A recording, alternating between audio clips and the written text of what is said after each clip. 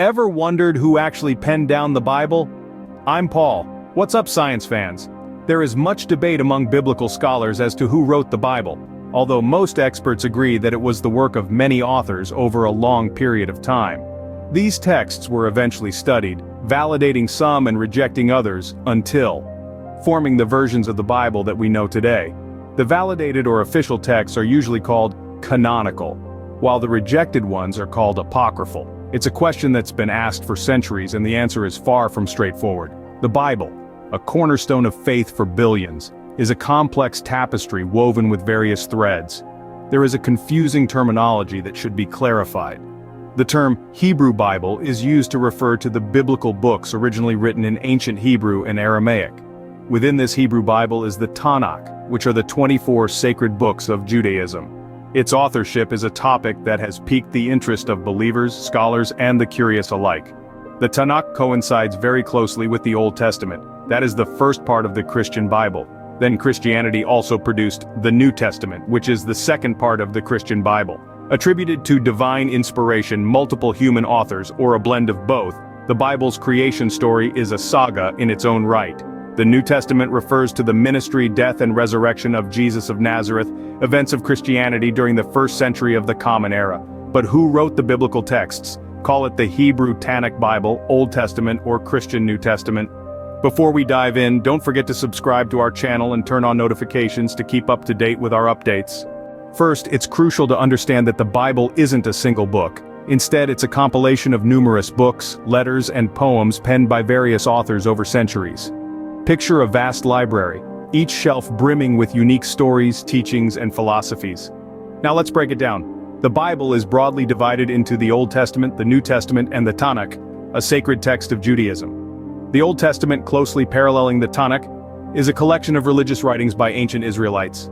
It's a rich tapestry of history, law, and wisdom literature, along with major and minor prophetical books.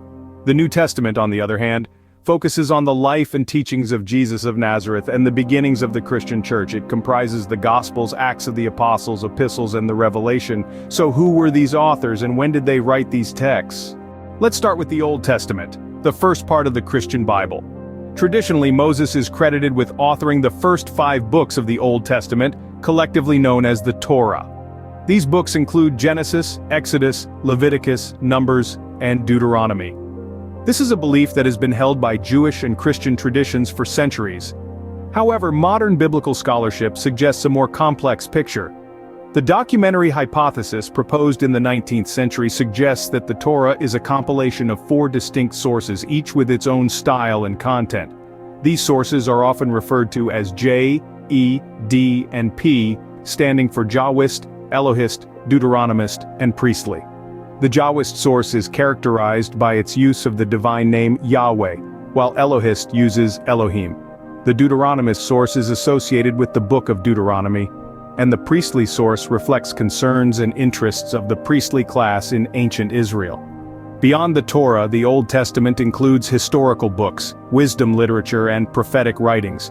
The historical books, such as Joshua, Judges, Samuel, and Kings, were likely written by multiple authors and editors over several centuries. The wisdom literature, including books like Psalms, Proverbs, and Job, also reflect different authors and time periods. The prophetic writings like Isaiah, Jeremiah, and Ezekiel are traditionally associated with the prophets whose names they bear, but they likely contain the work of multiple authors and editors as well. So while tradition often attributes the Old Testament to specific authors like Moses, David, or Solomon, scholarship suggests that it's more accurate to view these writings as the product of a community over time. These communities recorded their experiences, their wisdom, their hopes, and their understandings of the divine in these texts. The Old Testament, then, is a collaborative work of many authors, written over a long period. This does not diminish its value, but rather enriches our appreciation for the diversity of voices and perspectives it contains. Now let's turn our attention to the New Testament.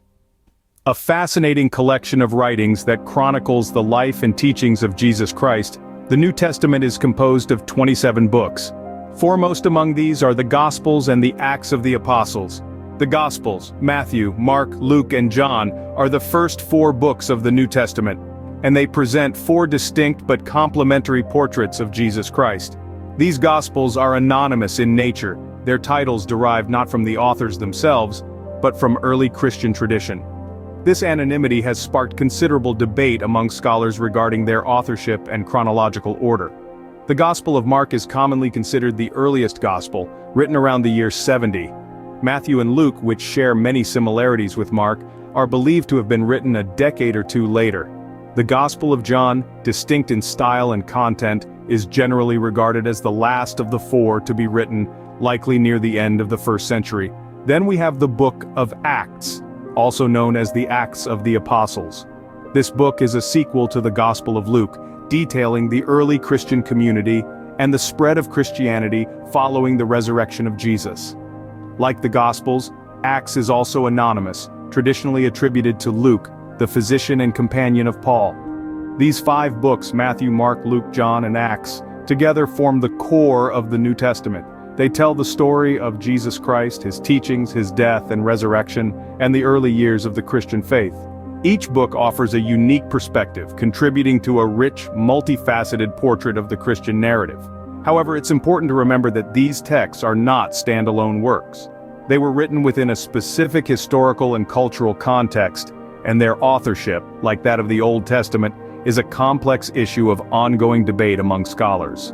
The New Testament, like the Old, is a product of multiple authors, each contributing their own perspective to the Christian narrative. The New Testament also contains a set of letters known as epistles. These epistles, some attributed to a man named Paul, and others referred to as the general epistles, make up a significant portion of the New Testament. Let's start with the Pauline epistles, named after their supposed author, Paul of Tarsus. Paul, a zealous Jewish Pharisee turned Christian missionary, is widely recognized as one of the most influential figures in early Christianity. He is traditionally viewed as the author of 13 epistles in the New Testament. However, scholars have long debated over the authorship of these letters. 7 of these letters, including Romans, 1 Corinthians, and Galatians, are generally agreed upon as authentically Pauline. They are characterized by a distinctive style and share common themes such as faith, law, and resurrection. The remaining 6, known as the pastoral epistles, are considered by many scholars to be pseudonymous, meaning they were written by someone else in Paul's name. These letters display differences in language, style, and theology from the undisputed letters. Now onto the general epistles. These are 7 letters that bear the names of James, Peter, John, and Jude. Unlike the Pauline epistles, these letters are addressed to a general audience rather than to specific communities or individuals. The authorship of these letters is also a subject of debate among scholars. For example, the Epistle of James is traditionally attributed to James, the brother of Jesus. However, its sophisticated Greek style has led some to question this attribution. Similarly, the Petrine epistles, 1st and 2nd Peter, bear the name of Peter, one of Jesus' closest disciples. Yet, some scholars argue that the Greek used in these letters is too eloquent to have been written by a Galilean fisherman. These letters provide a glimpse into the early Christian communities and their beliefs. They offer invaluable insights into the struggles, hopes, and faith of the early followers of Jesus. Despite the debates over their authorship, these letters remain a fundamental part of the New Testament and continue to shape Christian theology and practice to this day. Finally, we come to the last book of the New Testament, Revelation. This unique book is filled with vibrant imagery and cryptic symbolism, offering a glimpse into apocalyptic visions of the end times. Its authorship is ascribed to John, but not without debate. Some suggest this John might be the Apostle John. Others argue that it could be John the Presbyter, a separate figure from the apostolic age. Yet some scholars propose that the author could be a completely unknown John. Revelation stands out not only due to its dramatic content, but also because it represents a specific genre of Jewish literature known as apocalyptic. This genre, prevalent during times of crisis, is characterized by visions, symbolism, and the use of pseudonyms, often predicting a dramatic end of the present world and the dawn of a new age. The book of Revelation is filled with such intense and vivid symbolism that interpretations often vary wildly. From the 7 seals and the 4 horsemen to the mark of the beast and the New Jerusalem, these symbols have been the subject of countless interpretations, each adding a new layer to our understanding of this complex text. Despite the debates and differing interpretations, Revelation, like the rest of the Bible, has had a profound influence on literature, art, and culture. It has inspired countless believers throughout history, offering hope in times of despair, and a promise of a new world to come. As we've seen, the Bible is a remarkable compilation of texts, written by many authors over centuries. It's a testament to the faith, struggles, and hopes of countless believers. Its stories have been told and retold, interpreted and reinterpreted, providing a rich tapestry of spiritual and moral guidance. So there you have it, a whistle-stop tour of the authorship of the Bible. Remember, these are centuries-old debates, and many of these questions may never have definitive answers. That's part of the intrigue and the enduring allure of these ancient texts. We hope this exploration has sparked your curiosity.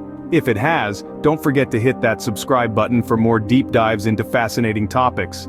If you've enjoyed this journey, give us a thumbs up, and share the video with others who might be interested.